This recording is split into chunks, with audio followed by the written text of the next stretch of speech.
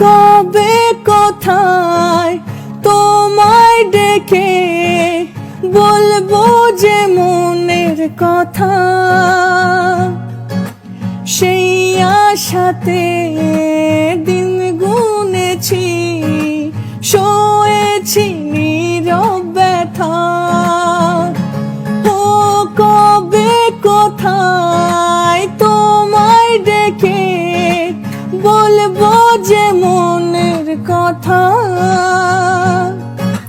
সেই আশাতে দিন গুনেছি, শোয়েছি নীরব ব্যথা।